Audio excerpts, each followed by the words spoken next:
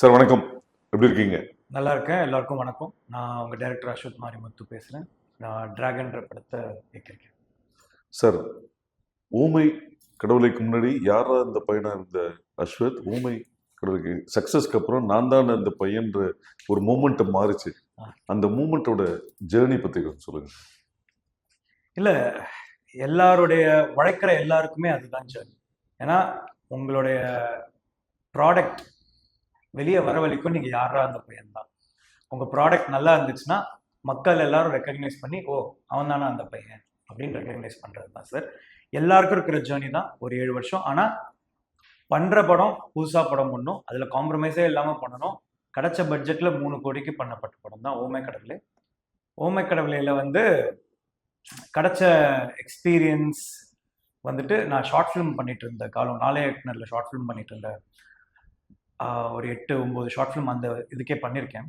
அதுக்கப்புறம் கெயின் பண்ண எக்ஸ்பீரியன்ஸ், அதுக்கப்புறம் படித்த விஷயங்கள், அதுக்கப்புறம் நிறைய பேரை ஃபாலோ பண்ணது, செல்ஃப் லேர்னிங் நிறையா பண்ணது, அது எல்லாமே சேர்ந்து தான் ஒரு 7 வருஷம் உழைப்பு ஓமை கடவுளே. அந்த ஓமை கடவுளை கொடுத்த பிளாட்ஃபார்ம் அமைச்சு கொடுத்தது தான் டிராகன். அதுக்கப்புறம் பண்ணுற எஸ்டிஆர் சார் படமாக இருக்கட்டும், தெலுங்குல பண்ண படங்கள் ஆகட்டும், எல்லாமே. சார், இப்போ பொதுவாக டிராகன் சொல்லும் போது அந்த டிராகன் வந்து சக்தி வாய்ந்தது, அறிவானது, இரக்கமானது, மாயை உள்ளது, தனித்துவமானது, பயங்கரமானது கூட சொல்லுவாங்க. ஆனா சைனா பொறுத்த வரைக்கும் ஒரு செல்வமும் பாதுகாப்புக்கும் குறிக்கும் மரபுகளாக சொல்லப்படுது. இந்த டிராகன் எப்படிப்பட்டது? நீங்க ஃபர்ஸ்ட் ஒன்று சொன்னீங்கல்ல டிராகன், அது சம்வேர் நீங்க சொல்ற எல்லாமே டெஃபினேஷன் இந்த கேரக்டர்ல இருக்கு. கொஞ்சம் அராஜகமானது டிராகன், கரெக்டா? டிராகனை பார்த்தாலே கொஞ்சம் ஃபயரா இருக்கும். இது அந்த டிராகன்ற இதை வந்து ஒரு காலேஜுக்குள்ள அடைச்சா எப்படி இருக்கும், அந்த மாதிரி ஒரு விஷயம் தான் இந்த ஹீரோட கேரக்டர். ஒரு ஃப்ளாஸ் நிறைஞ்ச ஒரு இடத்துல என்ன சொல்றது, இப்போ டிராகன் பார்த்தாலே உங்களுக்கு ஒரு அட்டென்ஷன் கிடைக்கும்ல, அந்த மாதிரி இப்போ ஒரு காலேஜ்ல இருக்கிற ஒரு பையனுக்கு நிக் நேம், இப்போ ஒரு கெத்தான ஒரு பையனுக்கான நிக் நேம் தான் டிராகன். அது ஏன் டிராகன் அப்படின்றது படத்துல பார்த்து தெரிஞ்சுக்கோங்க. அது ரொம்ப அழகான ஒரு விஷயம், ஆடியன்ஸ் வந்து என்டர்டெயின் ஆகிற மாதிரியான ஒரு விஷயம். அதை நான் பிரேக் பண்ண விரும்பல. பட் அந்த டிராகன்ற பேருக்கு பின்னாடி அது இருக்கு. பட் அந்த டிராகன்ற கேரக்டர் வந்துட்டு ரொம்ப ஒரு ஃபயரா இருக்கணும் அப்படின்றதுனால அந்த பேர். இப்போ பாம்புன்னு ஒரு கேரக்டர் பேர் வைக்கிறோம்னு வச்சுக்கோங்களேன், பாம்பு, காட்டுப்பூச்சி அப்படிலாம் வைக்கிறோம்னா அந்த கேரக்டருக்கான ஒரு இது இருக்கு, குணாதிசயம் இருக்கு. என் ஃப்ரெண்டு ஒருத்தன் பேர் பாம்பு, ஏன்னா வந்து கொஞ்சம் நெட்டையா கொஞ்சம் நெளிவாவே தான் இருப்பான். ஆனால் இந்த கேரக்டர் வந்து கொஞ்சம் ஒரு ஃபயரான கேரக்டர். ஸோ அது டிராகன். அது ஏன் அந்த டிராகன் உருவாருதுன்றதுல ஒரு அழகான ஒரு விஷயம் இருக்கு. அது தேட்டரில் நீங்கள் எக்ஸ்பீரியன்ஸ் பண்ணா நல்லா. சார், இப்போ புஷ்பா வந்த போது புஷ்பா சொல்லும் போது சொன்னாங்க புஷ்பான்றது ஃப்ளவர் இல்லை ஃபயர் சொன்னாங்க. அது மாதிரி ஒரு லைன்ல டிராகன் சொன்னா ஒன் லைன்ல என்ன சொல்லுவீங்க? டிராகன்றது ஒரு youth fire. Dragon youth fire. Fine sir. Ashwath Marimuthu உங்க பேர். அஸ்வத்னா a one who is strong like a ஹார்ஸ்ன்னு சொல்லுவாங்க. அஸ்வத்தோட மீனிங். உங்களை நீங்க ஸ்ட்ராங்கா சொல்லணும்னா எந்த குவாலிட்டி சொல்லுவீங்க? கன்சிஸ்டன்சியா, ஸ்டெபிலிட்டியா, டீப் விஸ்டமா, இல்ல என்டூரன்ஸா? ஏன்னா பகவத்கீதையில வந்து சாப்டர் 15 வெர்ஷன் 1ல கிருஷ்ணர் வந்து அந்த ஒரு விஷயம் சொல்லியிருக்காரு அஸ்வத்தை பத்தி. சோ நீங்க உங்களை நீங்க எப்படி டிஃபைன் பண்ண? கிட்டத்தட்ட ஹார்ஸை குறிக்கிறது தான் நினைக்கிறேன். அஸ்வத்தாமா பூஜை அப்படின்லாம் இருக்கு. பட் என்ன நான் எதுன்றது சொல்லுவேன்னா, ஓப்பன் ஐ மீன் மனசுல இருக்கிறது அப்படியே பேசுறது. I think that is Ashwath. அதாவது யாருக்குமே தப்பு நினைக்காம எல்லாரும் நல்லா இருக்கணும், நம்மளும் நல்லா இருக்கணும்னு நினைக்கிற கேரக்டர். அதை எப்படி சொல்லலாம்னா, ஒர்க் வைஸ்ல சொல்லணும்னா கன்சிஸ்டன்சி. சார், இப்போ உங்க அசோசியேஷன் வித் ஏஜிஎஸ், அதாவது ஃபர்ஸ்ட் படம் வித் ஏஜிஎஸ், உங்களோட 2வது படம். ஸோ இந்த 2வது படம் முடியறதுக்குள்ள அதே கம்பெனியில 3வது படம் ஜஸ்ட் அனௌன்ஸ்மெண்டா இல்லாம ஒரு போஸ்டரோ ஒரு டைட்டிலையோ தெரிக்க விட்டுட்டீங்க. ஸோ உங்களுக்கும் அகோரம் சார், கணேஷ் சுரேஷ் சார், அவங்களோட டிராவல் பத்தி, ஏஜிஎஸ் பத்தி. கல்பாத்தி அகோரம் சார் வந்துட்டு எனக்கு தெரிஞ்ச லைஃப்ல கிடைச்சிருக்கு இப்போ ஒரு மென்டர் மாதிரின்னு வச்சுக்கோங்களேன்.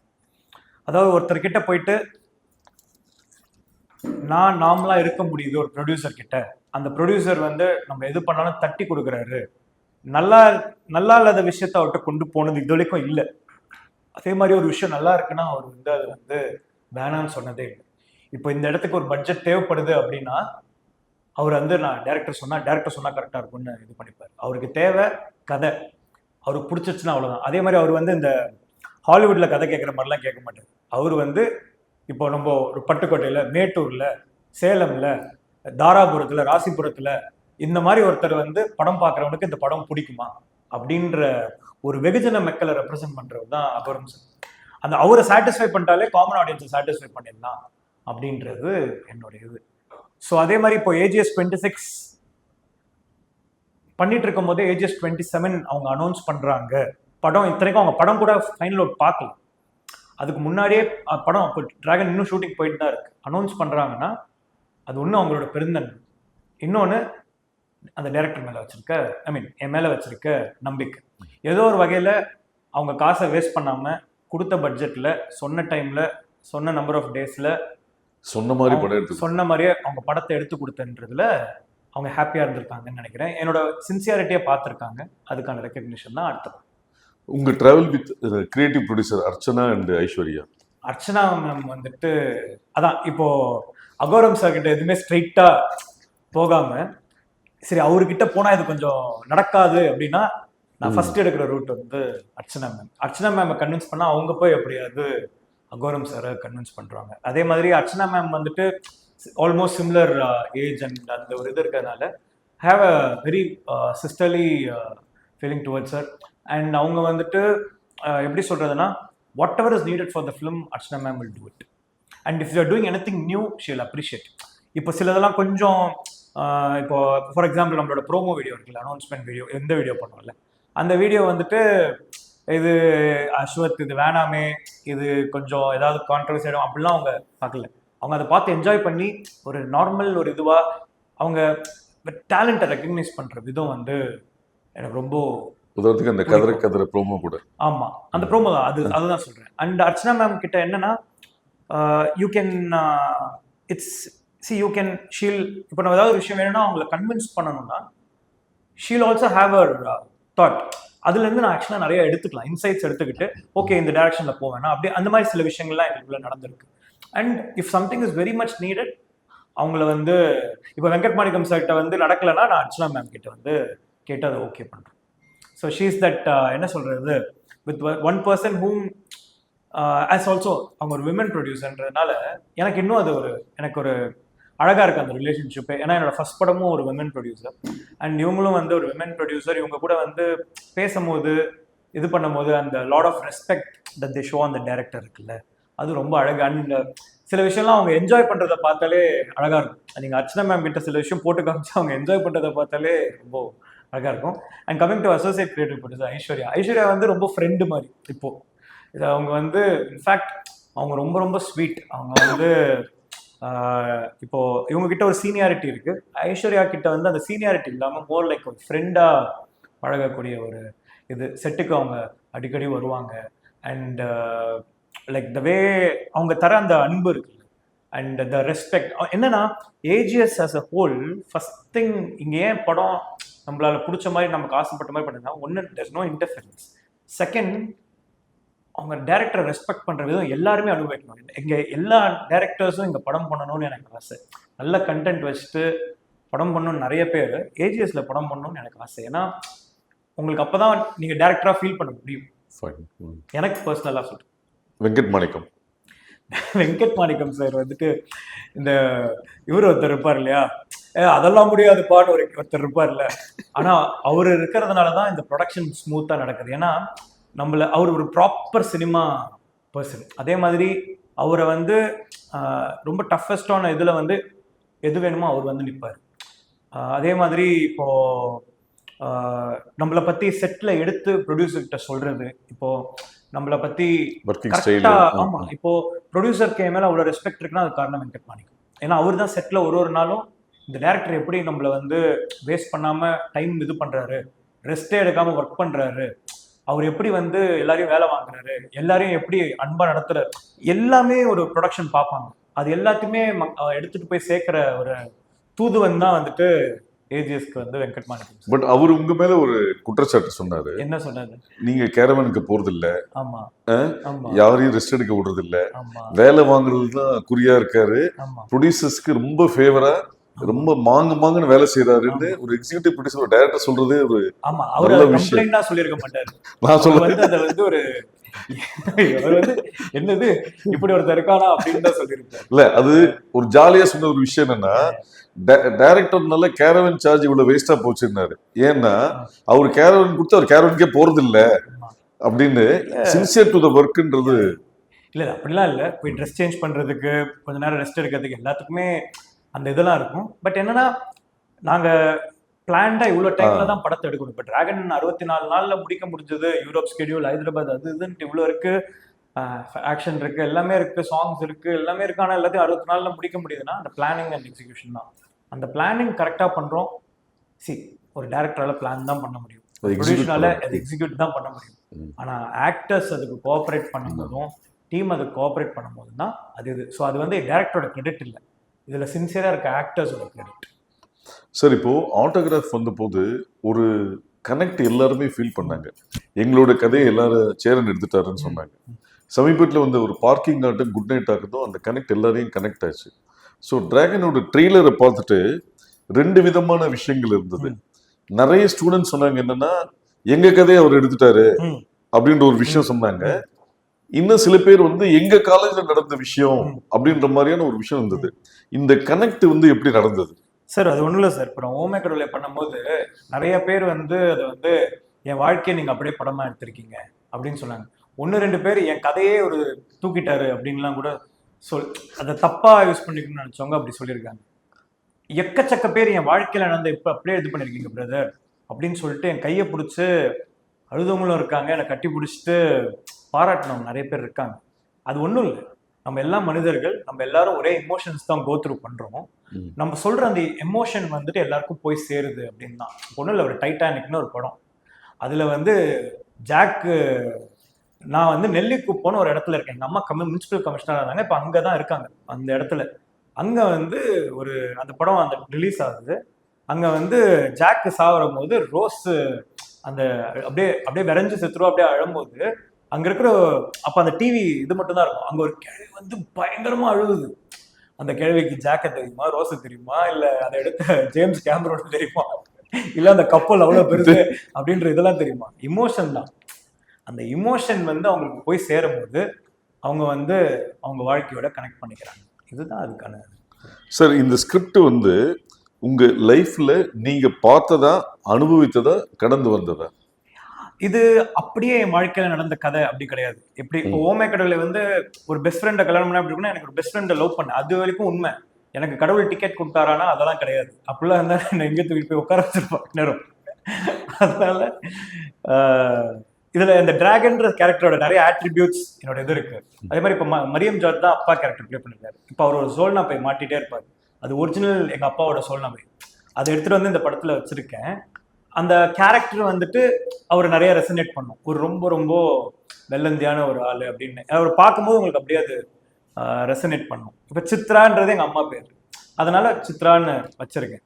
இப்போ ஃப்ரெண்ட்ஸ் இந்த கேங் இருக்கும் இல்லையா, அதுல ஒருத்தன் பேர் அன்பு, பாம்பு, இவங்கெல்லாம் வந்து அப்படியே இந்த பேச்சுலர் ரூம் மாதிரி கிரியேட் பண்ணி கண்டென்ட் வேற போயிட்டே இருக்கும். பட் இந்த நம்ம லைஃபோட நம்ம பார்த்த விஷயங்களோட அதை இது பண்ணும்போது, இப்போ நான் ட்ரிப்ளிகேன்ல தான் பிறந்தேன், ட்ரிப்ளிகேன்லயே அதே இடத்துல அதே லொகேஷன்லயே இந்த படத்தை ஷூட் பண்ணி.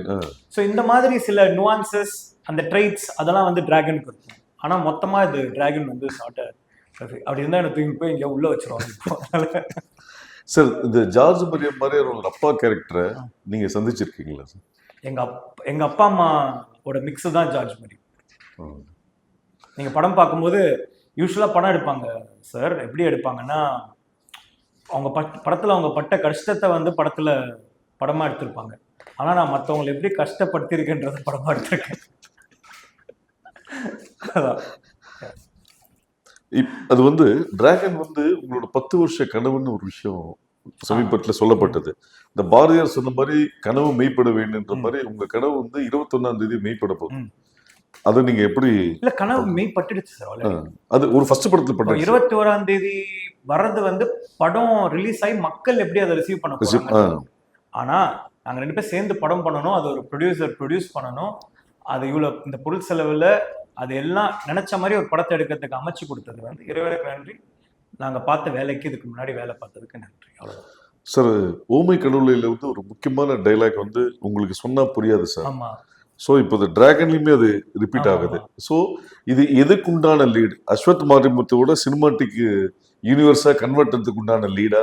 இல்ல அந்த மாதிரி எல்லாம் இல்லை சார். இது வந்து அந்த உனக்கு சொன்னா புரியாது சார் ரொம்ப ஃபேமஸான ஒரு இது. அதே மாதிரி அந்த சுச்சுவேஷன்ல அந்த ஹீரோ அந்த இடத்துல சொல்றதுக்கு ஒரு டயலாக் வேணும். ஏன்னா அந்த மாதிரி இப்போ அவன் கடவுளை பார்த்து திரும்பி வரான், ஏன் அவன் பைத்தியம் மாதிரி பண்றான், ஏய் ஏன்டா அப்படி பண்ற அப்படின்னா சொன்னா புரியாது சார் அப்படின்ட்டு அந்த படத்துல இருக்கும். ஆனா இப்போ இந்த படத்துல ஹீரோக்கு ஒரு விஷயம் நடக்குது, அது வந்து நடக்கிறதுனால அவன் அப்படி ரியாக்ட் பண்றான், அப்படியே கத்துறான், பைத்தியம் மாதிரி அப்படி கத்துறான். அப்போ அதை பார்த்துட்டு இருக்க கௌதம் மேனன் சார், ஏய் என்னடா ஆச்சு, ஏன்டா இப்படி பண்ற, அந்த இடத்துக்கு சம்மந்தம் இல்லாம பண்றான் சார். அது உங்களுக்கு சொன்னா புரியாது சார். ஏன்னா அவர்கிட்ட சொல்ல முடியாது அது ஏன்ட்டு. நான் கடவுள்கிட்ட டிக்கெட் வாங்கிட்டு வந்திருக்கேன்றத சொல்ல முடியாதோ அதே மாதிரி இங்க சொல்ல முடியாது அது ஏன்னு. அதனாலதான் உங்களுக்கு சொன்னா புரியாது சார். என் கதைகள் அது வர்றதுனால அந்த டைலாக் வருது. இன்னொன்னு இன்டென்ஷனலா தான் அந்த டைலாக் வச்சேன். இப்போ எப்படி கேர்லி ஹேர் வந்து எனக்கு ரொம்ப பிடிக்குமோ அந்த டைலாக் வந்து எனக்கு ரொம்ப பிடிச்ச வருது. அதோட இந்த படத்துல பண்ணி, ஆனா ட்ரெய்லர் எடிட்ல வச்சது வந்து எடிட்டருடைய வேலை. சார் விஜய், சித்து, அஷ்ரத் இந்த ஃப்ரேம்ல வந்ததுக்கு உண்டான காரணம் என்ன? கதையின் களமா இல்ல அவங்க சோஷியல் மீடியால ரொம்ப பாப்புலர் இருக்கிறதுனால அந்த ஆடியன்ஸை டார்கெட் பண்றதுனால? இல்லை சார், அவங்க ரெண்டு பேருமே வந்துட்டு அவங்க ஒரு 200K வியூஸ் விஜய் சித்து வ்ளாக்ஸ் இருக்கும் போதே அவங்க ஃபேன் ஆகி, இன்ஃபேக்ட் நான் கொஞ்சம் டவுனாக இருக்கும்போது அவங்க வீடியோஸ் பார்த்து நான் ரொம்ப ஹாப்பி ஆகி அவங்க ரெண்டு பேருக்கும் ரீச் அவுட் பண்ணி எனக்கு நீங்கள் படத்தில் நடிக்கணும்னு சொல்லிட்டேன் சார். அண்ட் இப்போ அவங்க ரெண்டு பேரும் கவுண்டமணி செந்தில் மாதிரி இந்த படத்துக்கு அவங்க வந்து அவங்கள வச்சா இது அந்த மாதிரி இது பண்ணல சார். அவங்க ரெண்டு பேரும் ஆக்டர்ஸாக இந்த படத்தில் யூஸ் பண்ணியிருக்கேன். ஏன்னா அவங்க ரெண்டு பேரோட டேலண்ட் எனக்கு பிடிக்கும் அப்படின்னு சொல்லிட்டு. அதே மாதிரி விஜய் சித்துலாம் அதே மாதிரி அவங்களும் யூடியூப்லேருந்து வரும்போது ஒரு மைண்ட் செட் விடுவாங்க, எக்ஸ்ட்ரா டைலாக் போடலாமா, அதெல்லாம் இல்லை. இங்கே என்ன சொல்கிறோமோ இதுதான் டைலாக் அப்படின்றது அது விஜய் சித்துக்கு வந்த ஃபர்ஸ்ட் நாள் தெரிஞ்சிச்சு. அதனால் அவர் போயிட்டு அர்ஷத் கிட்ட, டே எக்ஸ்ட்ரா டைலாக் போடுறேன் அது இதுலாம் இது பண்ணாத, அந்த ஆள் கொஞ்சம் ஒரு மாதிரி என்ன வேணுமோ அது மட்டும்தான் எடுப்பான் அப்படின்னு சொல்லி அவங்க ரெண்டு பேருமே இது சார். அதே மாதிரி அவங்க இதுக்கப்புறம் வேற எந்த படம் பெருசாக நடிக்கல சார். அதுலேயே உங்களுக்கு தெரிஞ்சிருக்கும் அவங்க இன்டென்ஷன் வந்து இந்த ஆள் நம்ம இதுக்கெல்லாம் முன்னாடி நம்மளுக்கு பிடிச்சி வந்தால் அவனுக்கு நம்ம இந்த படம் பண்ணணும் அப்படின்னு சொல்லிட்டு தான் விஜய் சித்துமேனா நம்ம படத்தில் நடிச்சாங்க சார். Fine sir. இப்போ பிரதீப் வந்து டைரக்டரா இன்ட்ரடியூஸ் ஆகி ஹீரோவா மாறினாரு. ஆனா அஸ்வத் டைரக்டர் தான் வந்தார், டிராகன்ல நடிக்கிறாரு. ஸோ நெக்ஸ்ட் டிரான்சிஷன் ஹீரோவா? அதெல்லாம் இல்லை சார். நான் வந்து சூழ்நிலை காரணத்தினால தான் இந்த படத்தில் நடிக்க வேண்டியதாக போச்சு. அண்ட் படத்தோட லாஸ்ட் டே அதுதான். ஆக்சுவலாக வேற ஒரு ஆக்டர் நடிக்கிறதா இருந்தது. ஆனால் ஒரு சில சுச்சுவேஷன்ஸ்னால அவரால் அதை பண்ண முடியல.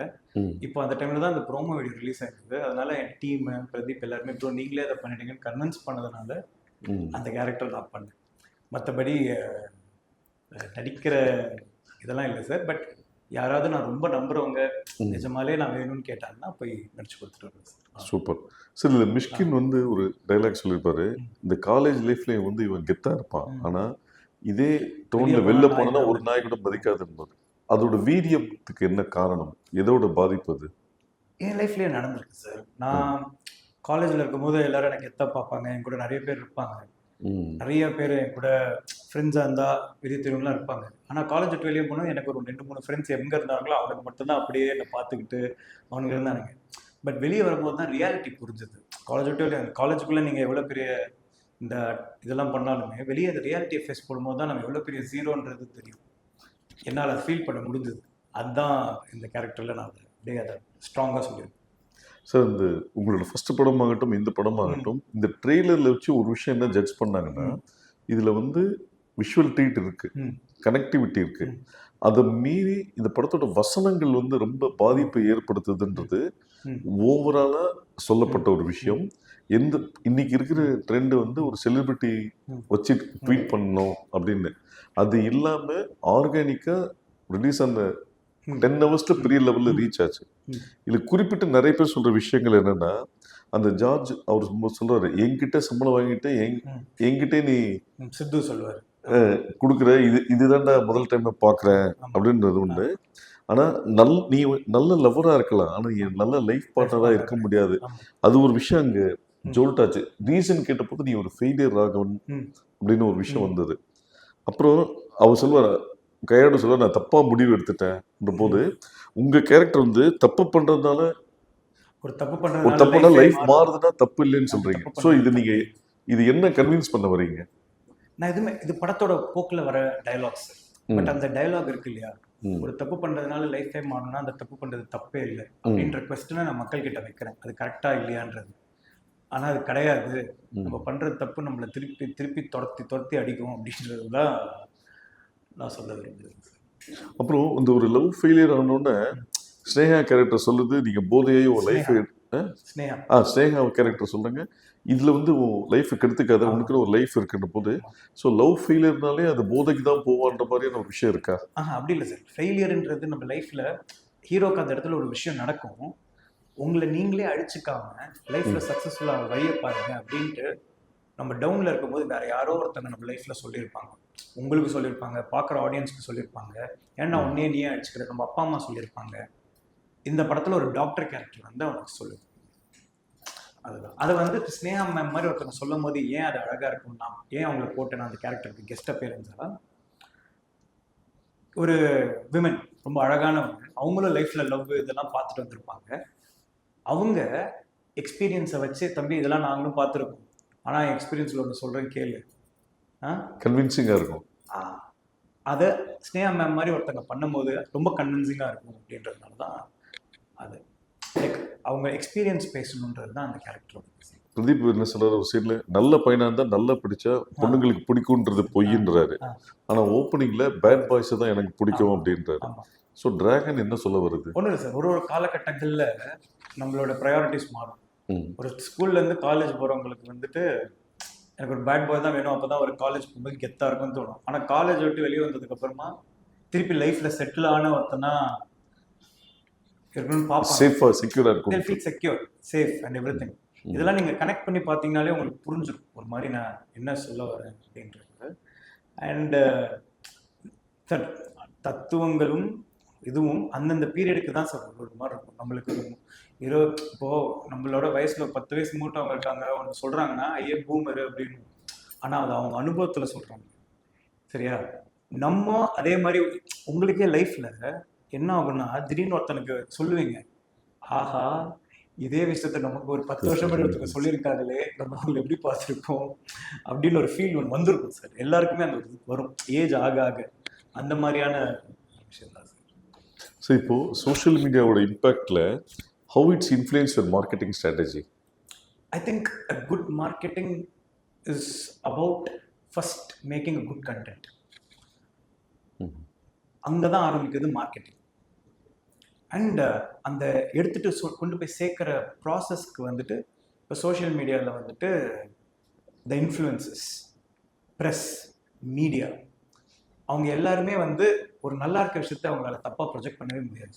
நல்லா இருக்க விஷயத்த நல்லா இருக்கிறதா எடுத்துக்குவாங்க. I think the marketing starts with first the content யூடி. அதாவது இப்போ என்ன சொல்றது, இப்போ ஒரு ஒரு பிராண்ட் சொல்ல வரல, ஒரு கடையில் இட்லி சாம்பார் ஃபேமஸ் அப்படின்னா அது ஃபர்ஸ்ட் அது நல்லா இருக்கணும், அதுக்கப்புறம் தான் அது மக்கள் எடுத்துட்டு போய் அது போய் மக்கள் கிட்ட எடுத்து போய் சேர்ப்பாங்க.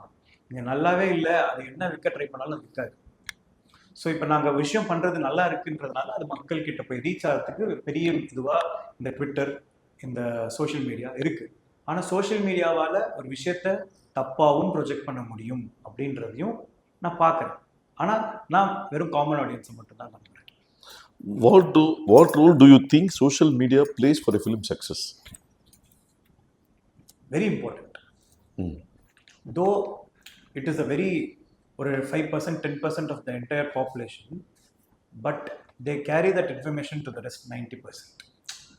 அவங்க சொல்ற ஒரு ஒரு சார் ஒரு என் பர்சனல் அனுபவத்தில் சொல்கிறேன். இப்போது ஓமை கடவுளோட press meet show and press and media பார்த்தது, அந்த படத்தோடைய ஒரு நாள் கேப் முன்னாடி பார்த்தது, அவங்க எழுதினது, அந்த 3 கோடி படத்தை நல்லா எல்லாருக்கும் ஃபர்ஸ்ட் டேக்கு ஓப்பனிங் ஹெல்ப் ஆச்சு. இப்போ லவ் டுடேக்கு அந்த ட்ரெய்லரில் அவங்க படம் இது பண்ணதே எழுதிச்சு. போர்த்தொழில்ன்ற படத்துக்கு வர்றதே தெரியாது, ப்ரெஸ் மீடியா எழுதினதுனால தான் அந்த படம் இதுவாச்சு. மக்கள்கிட்ட இல்லை சார், இதுலேயே மீடியேட்டர்ன்ற இதுதான் இருக்கிறது பிக்கஸ்ட் ப்ரொஃபஷன் நான் கேள்விப்பட்டேன். வேர் there's lot of money involved, at the same time the biggest business and event. அது நடுவில் அந்த மீடியேட்டர் ஜாப் தான் சோஷியல் மீடியா. அவங்க ஒரு விஷயத்தை எடுத்துட்டு கொண்டு போய் சேர்க்கிற விதம் தான் தியேட்டருக்கு ஆடியன்ஸ் உள்ள the bridge between the creator and the bridge between the common audience and the creator. இது ஸோ அதுக்குள்ள நடக்கிற ட்ராமா வந்து நம்ம போகிறது. Sir, how do your content intercept the young audience across languages? What's your approach to create such universal appeal? ஒன்றும் இல்லை sir, நான் first ஒரு Since it's a bilingual, உங்களுக்கு first சார் bilingual. நான் ஃபஸ்ட்டு இப்போ நான் ஓமேக்கர்லேயே ஒரு 13 லாங்குவேஜஸில் ரீமேக் ஆச்சு. அது ஆகுன்ட்டுலாம் பண்ணல. ஆனால் பண்ணுற கண்டென்ட் யூனிவர்சலாக ரீச் ஆகணுன்றது தான் இது. அதாவது எந்த மொழியில் பார்த்தாலுமே அந்த கண்டென்ட் வந்து அவங்களுக்கு ரிலேட்டபிளாக இருக்கும். அது பேர் இமோஷன்.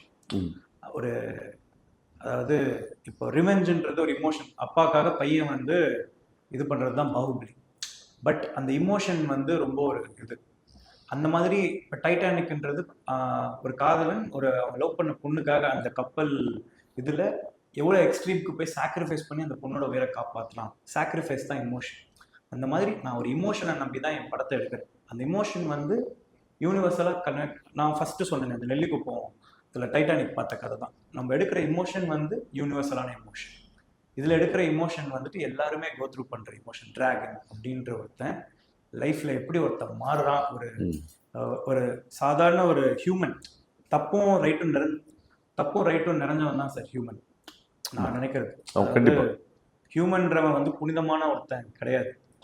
அவன்ல வந்து கெட்டதும் இருக்கு, நல்லதும் இருக்கு. ஆனால் ஒரு பாயிண்ட்ல வந்து அவன் ஒரு ஹீரோவாக மாறும். அதுதான் டிராகன். இப்போ ஓமைக்கடலையுமே காட் ஒன்று சொல்லுவார் கடைசியா, அவன் பொண்டாடி அப்படி காலில் விட்டுற அப்படின்னு சார் அவர்கிட்ட நான் அப்போ எப்படி சார் இது தன் பிரச்சனையை தானே ஃபேஸ் பண்ணிக்கிறவன் தான் ஹீரோ. நீ ஹீரோ தானே, போய் சால்வ் பண்ணிக்க போ அப்படின்னு அனுப்பிச்சிடுவார். கடவுள் வழி தான் காட்டுவார், அவன் பிரச்சனையை வந்து சால்வ் பண்ணிக்கிறது. So do you envision your future projects having more pan-India content? All my films will be rooted. All the stories that I'm going to say is rooted. It will start from the base where I'm doing. If I'm doing the film in Tamil, it will be a rooted Tamil film. It will be if I do a film in Telugu, it will be a rooted Telugu film. But the emotion it carries will be a pan-Indian approach. அந்த pan Indian அப்ரோச்ன்றது market business decide பண்ணுறது. ஆனால் கண்டென்ட்ன்றது பொதுஜன மக்களுக்கு போய் சேர்ற மாதிரி நினைக்கிறேன். சார் ஏர்லியர் வந்து பேன் இண்டியான்றது ஒரு பேஷனாக இருந்தது.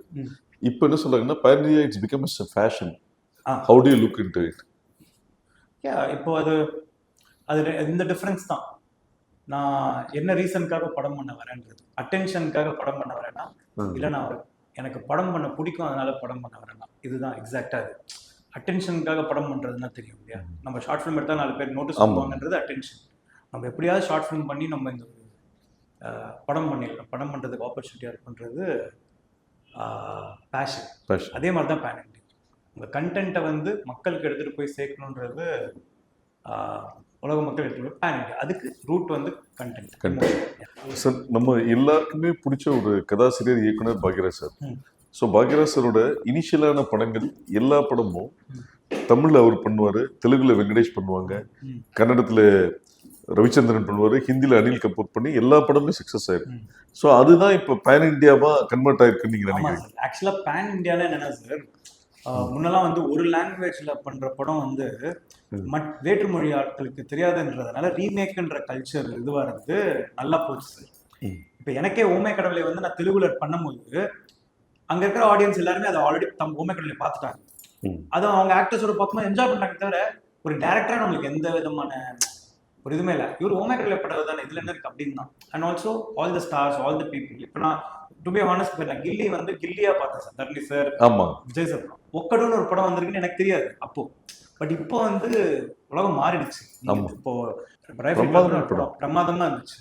இப்போ இதை வந்து ரீமேக் பண்ணணுமா அப்படின்ற ஒரு கொஸ்டின் எல்லாருக்கும் வருது. இப்போ பேன் இண்டியா அப்படின்றது வந்து அங்கேருந்து ஒரு ஆர்டிஸ்ட் இங்கேருந்து ஒரு ஆர்டிஸ்ட் போடுறது இல்லை. Content pan India. Bhagyaraj sir வந்து pan Indian director, Balachander sir pan Indian director, Maniratnam sir of course pan Indian, Shankar sir of course.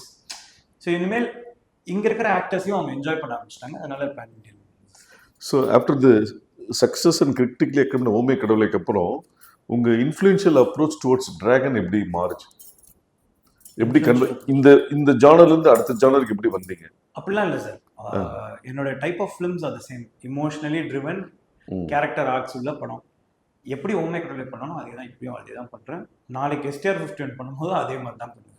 Approach towards the film is the same. Technicalities மாறலாம், அது நம்மளுடைய learning. But the approach what I have for film is the same. which is feeding actors with great moments, what happened before, what happened after the scene, and getting them involved with the scene, and சொன்ன டைம்ல கரெக்டா அந்த டேல அந்த இதை முடிச்சிடணும். அதுதான் கிட்டத்தட்ட நம்ம கேஎஸ் ரவிக்குமார் சார் அவங்களோட பேட்டர்ன் 2.2 வருஷன் ஆஃப் கேஸ் ரவிக்குமார் அப்படிலாம் சொல்ல முடியாது சார், அவங்களாம் லெஜெண்ட். பட் அவங்களுக்கு ஒரு இது இருந்தது இல்லையா, ப்ரொடியூசருக்கு ப்ரொடியூசர் டைரக்டர் ப்ரொடியூசர் முதலாளின்னு